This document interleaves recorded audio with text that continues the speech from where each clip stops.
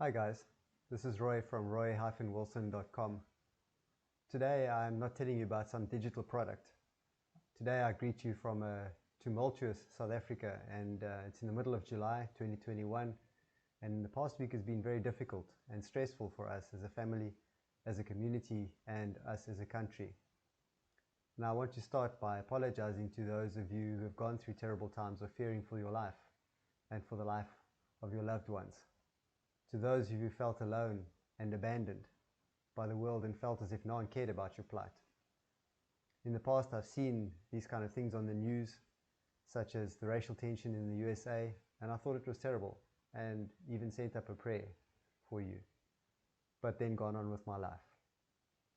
I've seen cities under siege with bombing, conflict, and terrible injustice, and again offered a short prayer for you.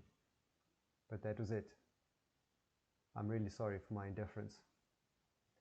For those of you who don't know, South Africa has just been in absolute chaos with rioting, looting, and pillaging. People have been killing.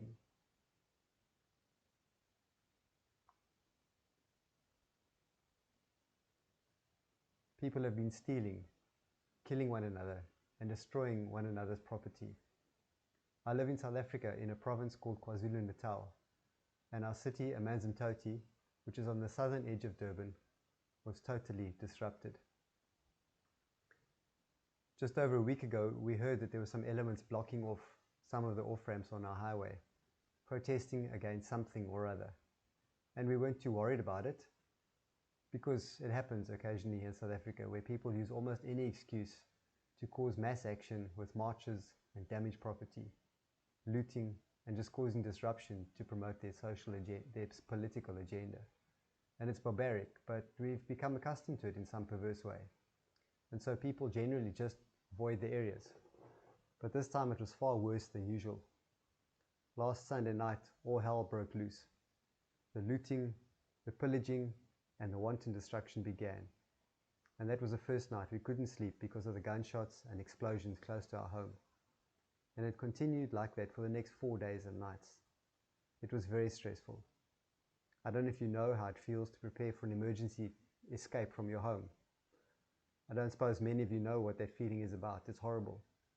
We gathered all our most precious belongings together, our important documents, our digital photo albums, a change of clothes, and some food. We threw everything into a grab-and-go bag per family member. And we strategized what we would do in the event of 10 or 20 or even 100 people running up our driveway into our yard with the intent of robbing us and hurting us, and even worse.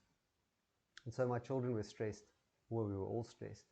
None of us really slept for nearly a week because we were constantly on high alert. The police were virtually non-existent. There was zero army backup, even though it was promised. In fact, we didn't even trust the police or army because we were not sure which side they would be on. Many citizens erected roadblocks and checkpoints in the various neighborhoods, but the police ordered them removed in 1 or 2 areas, and the looters promptly moved in and destroyed. It was crazy. And we felt like no one in the world cared. The attacks were very well coordinated and timed. Cell phone installations were destroyed and malls were hit simultaneously. Hundreds of ATMs were hit, that's automatic teller machines, at more or less the same time. People were busting by the hundreds to do the looting and destruction. And this whole thing had obviously been planned to the last detail. But I was amazed at how communities responded, standing shoulder to shoulder with one another against the onslaught. The threat to peace and security brought together people of every background, color, gender, religion, and income bracket. People of all walks of life stood together, black, white, Indian, colored. People barricaded the residential areas and stood watch 24 hours a day. People barricaded our malls, shopping centers, and fuel stations to save them from the attackers. It was also exciting for me to see and to be part of people praying together, like a real rainbow nation, like Mandela called it. Many people, many different churches stood together in the streets and on the pavements or sidewalks, praying for our land. This was not a racial war or struggle. It wasn't the root. The attackers even attacked their own people. It was also not about poor people looking for food. It was an orchestrated act of terrorism. No one was safe. The pillaging was everywhere. Not just in the richer areas, everywhere. People with almost nothing had their homes threatened. People who had small community shops had their stock stolen and their small shops destroyed. It was terrible. I spent a bit of time last week talking to a man who once had a hardware store before the looting. He and his family had always given generously to people in need and helped them to get onto their feet. He was a man whose family had helped people build homes, even when they couldn't afford the building material. And he told me how he even recognized some of the looters as his previous customers, and as they were breaking shelves and destroying his home and apologizing to him while they did it. It's so sad. But I think we'll still see the effect of these riots for a long time to come in South Africa. A lot of trust between races has been damaged. Some people are now living with fear where they didn't before. Many people with anger. A lot more people are destitute as a direct result of these acts of violence. And many people are going to sleep cold and hungry tonight because of what was done to our country and to them specifically.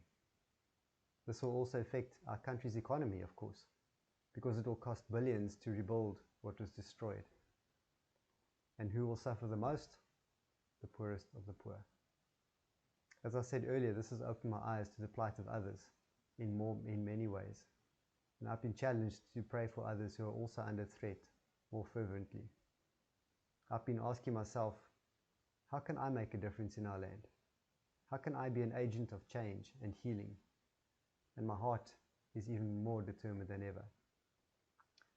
To those of you who are going through a time where you feel like you're under threat, maybe you live in an area where you constantly hear gunshots or bombs or explosions. Please forgive me for not being more empathetic or understanding. Please receive and accept my apology for my apparent lack of compassion.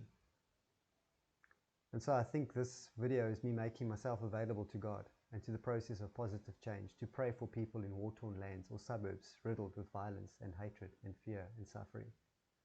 Saying to God, here I am. Send me. Here I am. Use me. Thank you for listening.